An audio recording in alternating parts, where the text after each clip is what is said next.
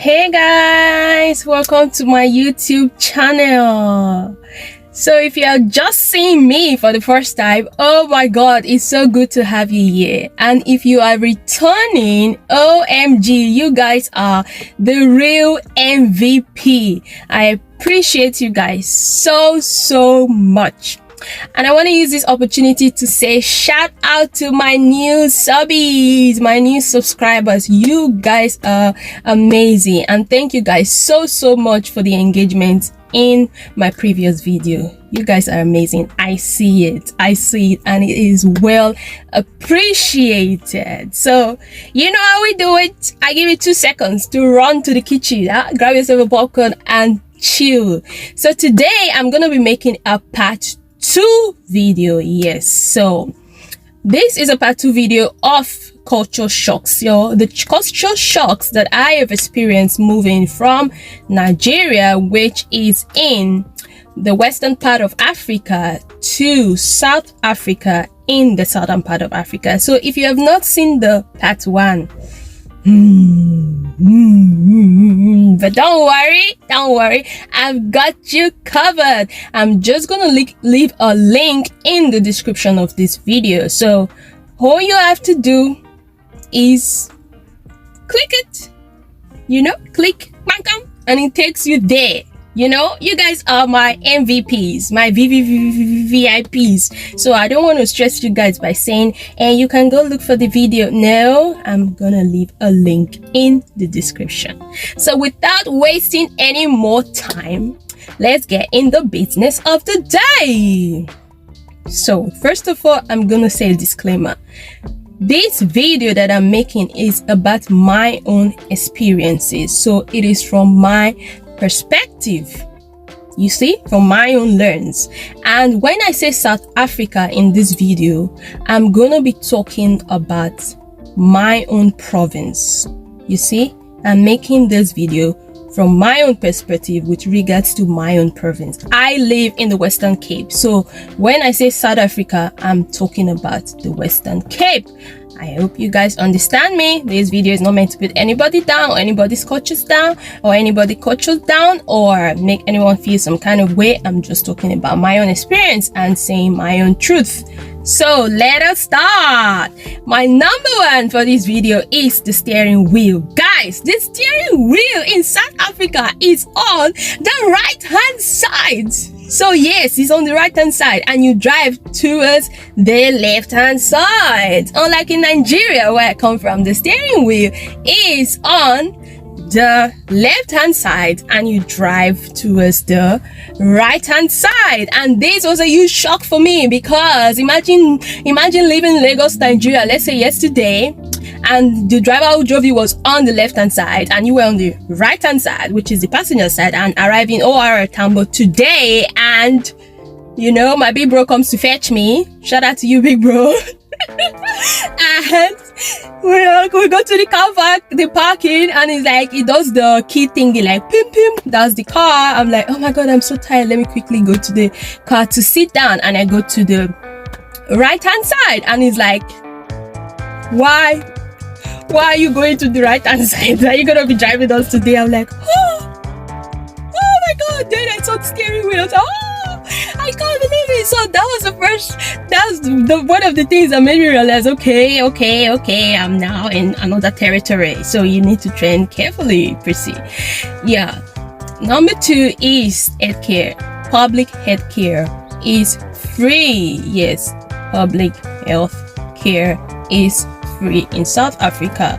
I know when I say free, some people are gonna be saying, oh, maybe it's probably stinky, or did you not follow the rules, why won't it be free? No, it's well regulated, top-notch facilities, it is clean, squeaky clean, and it is absolutely free. So imagine getting pregnant, and from the moment you realize you're pregnant, and maybe you decide that, okay, I want to go the public healthcare route, it is free. Your antenatal scans, everything, to the moment you deliver that beautiful baby of yours, it is absolutely free. Now there's also an option for private healthcare, but it is expensive unless you have medical aid. But if you do not have medical aid, You can pay cash, but it is very expensive. But there's an option for you, which is the public route. So yeah, I was shocked because where I come from, public hospital is absolutely nonsense. If you tell someone you're going to a public hospital, that means you have a death wish. Like, yeah, it's that bad. Because imagine going to a public hospital where you buy blood. I heard in some areas, some rural areas, you buy injections, syringes, catheter, like you literally buy everything. And the worst part is sometimes they tell you there's no oxygen. Like imagine you going to a hospital and there's no oxygen. What if something happens and you need oxygen to come back to life and there's no oxygen? Yeah, it's that bad. So, and it's stinky, it's smelling. The doctors are not, in fact, they do not care. The nurses are not compassionate at all. They do not empathize or sympathize with you whatsoever. They don't care. They are rude as hell. So coming to South Africa, me seeing the public healthcare, I've had the opportunity to visit a few public hospitals in the Western Cape. Maybe someone gives birth and you go visiting. I've had the opportunity to, Tigerbergs, New Somerset, Mowbray, even the Red Cross Children's Hospital. It is clean, it is top notch, it is incredible. I cannot fault them whatsoever.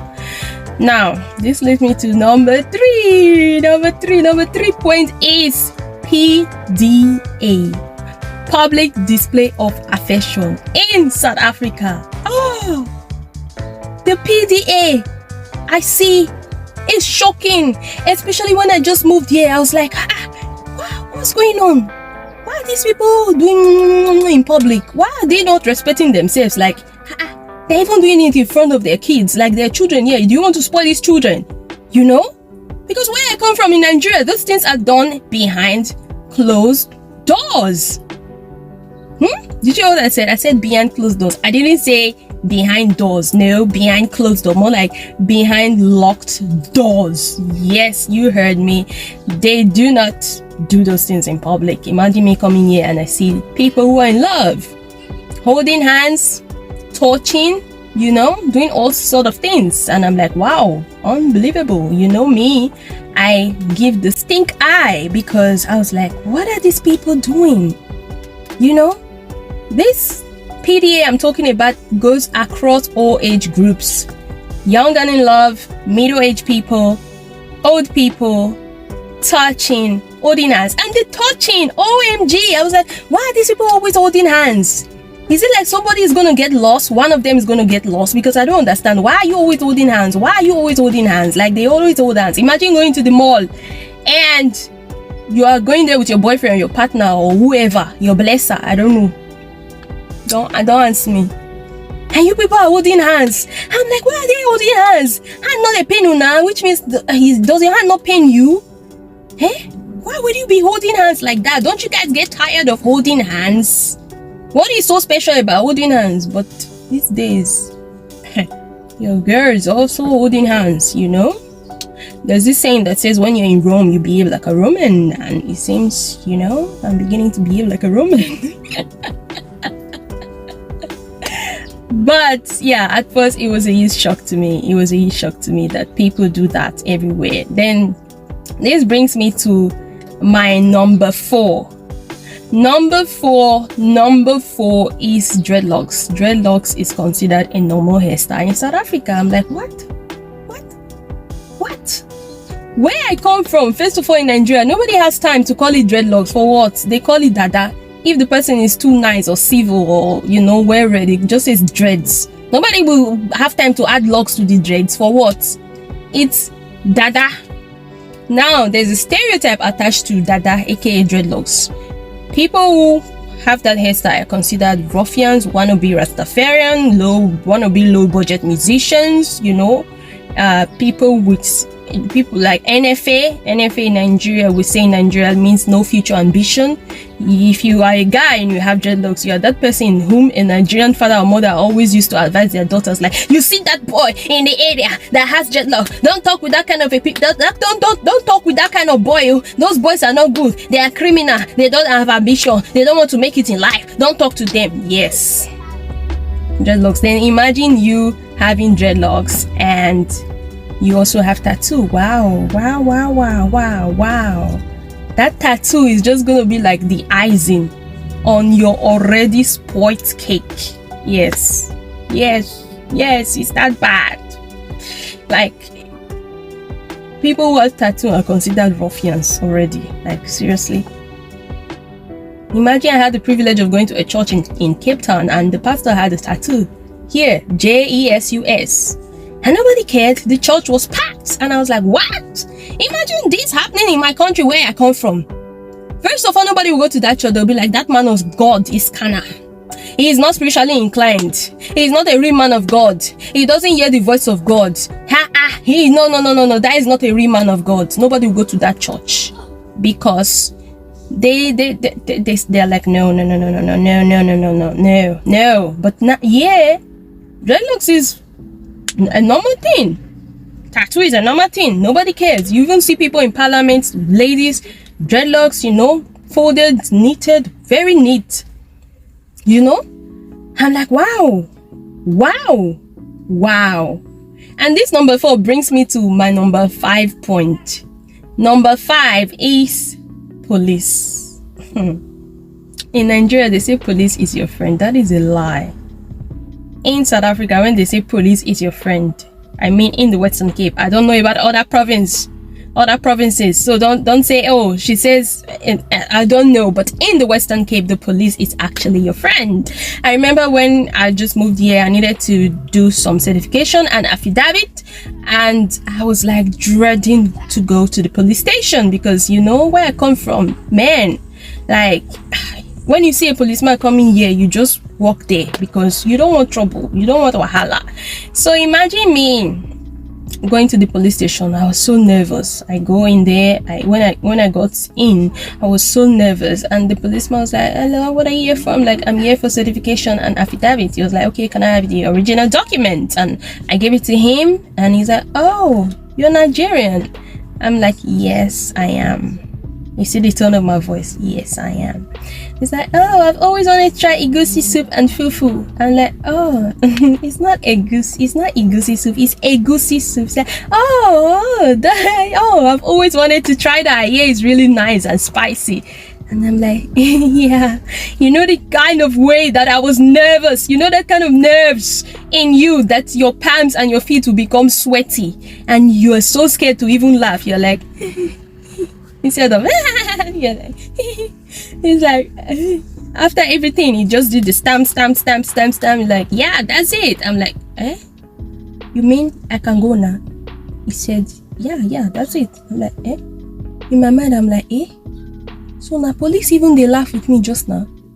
Because as a Nigerian, when you are shocked or surprised, the way you express yourself inside your brain, it's with pidgin. Nobody cares about English because English will not be interesting and dramatic enough.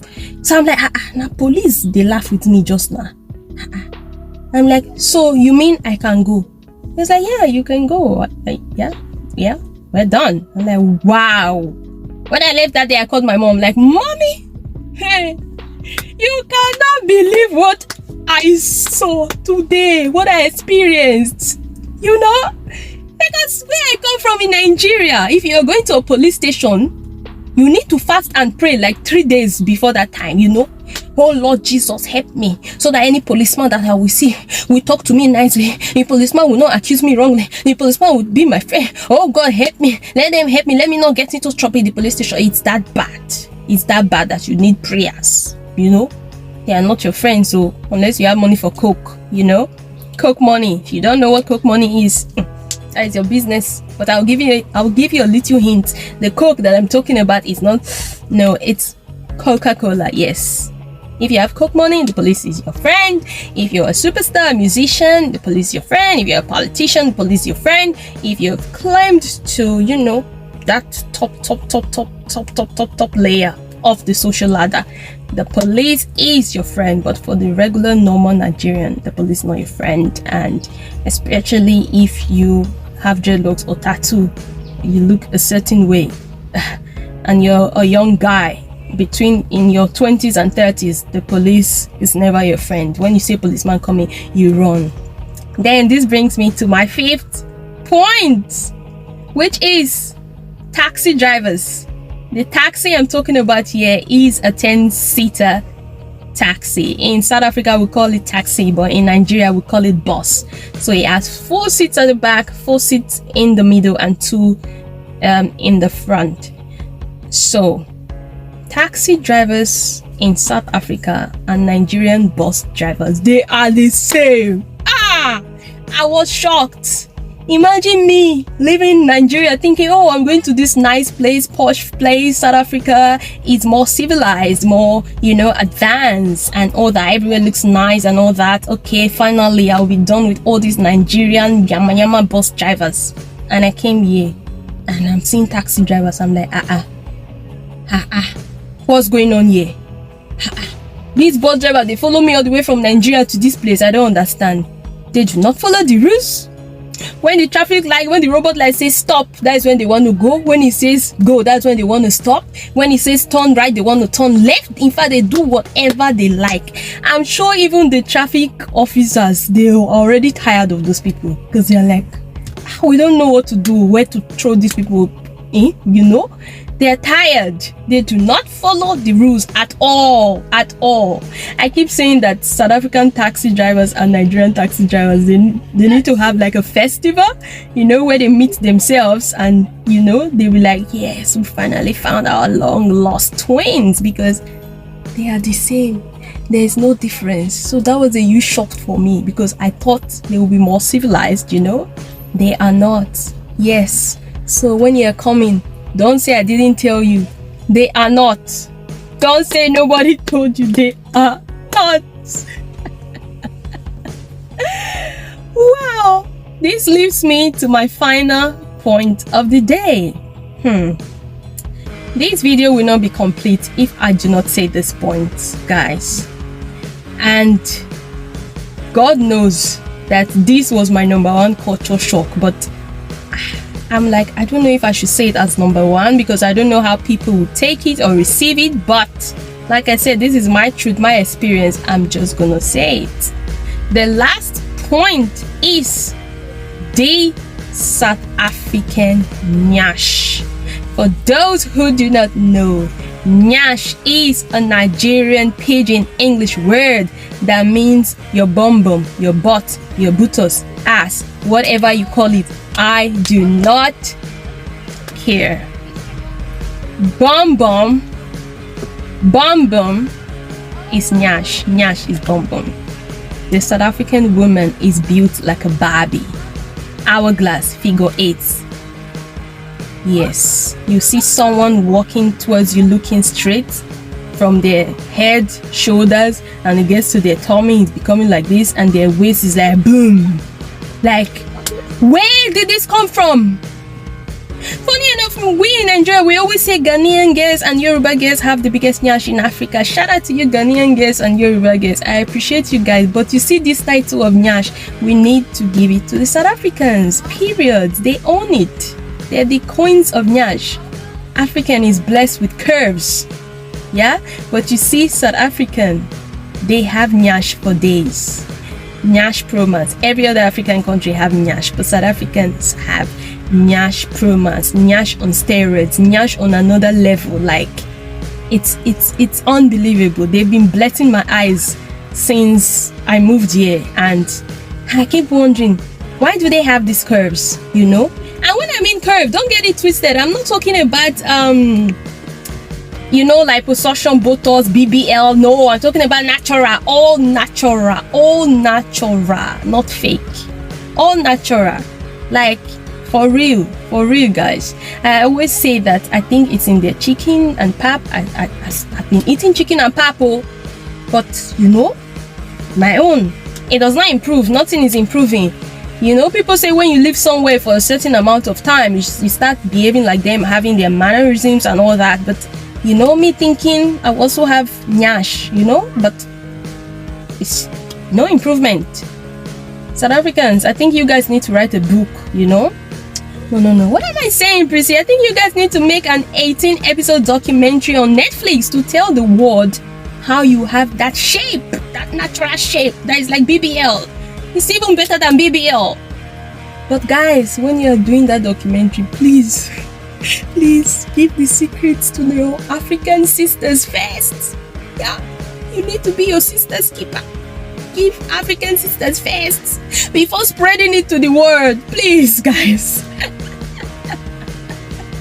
Oh my god, I'm gonna end this video right here, because if you leave me, I can talk about the South African shape, South African nyash for days. I will not run out of words, I will not run out of adjective, I will not run out of mannerisms, I will not run out of anything whatsoever, because, man, before I used to think, are you sure they didn't wear pampers?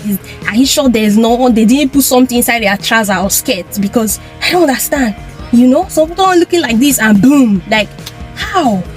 But now I realize that that's just how they're built, and I appreciate that about you guys. So please tell me a secret that I need to do or try, you know, so that I can also improve in that department. Guys, this leads me to the end of this video. If you know that you enjoyed seeing my face, you like hearing my voice, please give this video a thumbs up, and please subscribe to my channel. I'm a new YouTuber. I want to grow. Help me grow this channel. Let's grow together. Let's be a family, you know. Thank you guys so much for watching this video. I really appreciate you guys. And if you know you're someone that has traveled from one place to another, please tell me about your culture shocks on the comment section. I will read each and every comments. Thank you guys once again so much. Until next time, bye bye.